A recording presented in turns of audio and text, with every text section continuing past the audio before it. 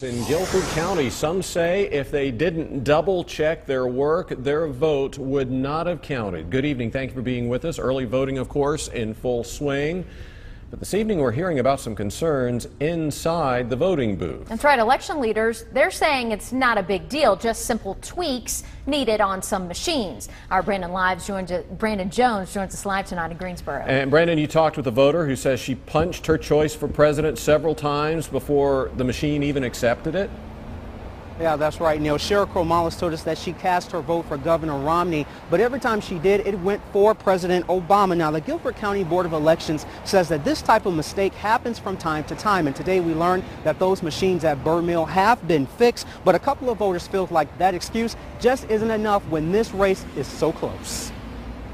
Cheryl Cromalis was looking forward to voting this year in the presidential election. I said I wanted to do it early and get it over with. Cher is one of many early voters in Guilford County, but what happened to her at Burr Mill Park Monday has her worried. I don't feel good about it. It's scary. Cher says the voting machine at Burr Mill cast the wrong ballot. Here's what happened. Cher says she pressed a selection, Governor Mitt Romney for president, but when she cast her vote, it went to President Obama. She says she tried again and again, 3 times total, and still the same problem. It's also the same scenario for Marie Haydock. She voted at Burr Mill as well. The frustration is every vote counts. Whatever they're doing is not working. Both women did eventually get to cast their vote for Mitt Romney. Guilford County Board of Elections Director George Gilbert says this situation happens from time to time to these electronic voting machines. He doesn't know what causes it, but he assures the county corrects the problem.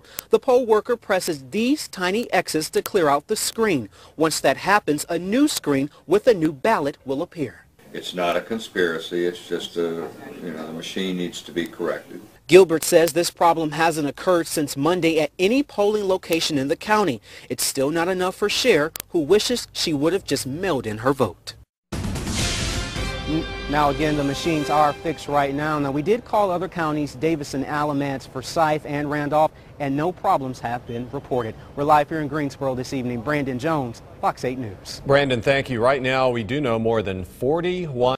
Thank you for joining us. News 4 is investigating claims that the electronic voting machines in St. Louis County are switching votes for president.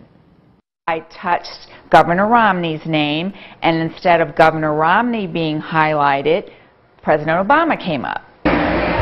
This voter contacted News 4 after she had her vote switched. She says not once, but twice. She tells Matt Sesney she thinks the county is not taking this mistake seriously. Matt.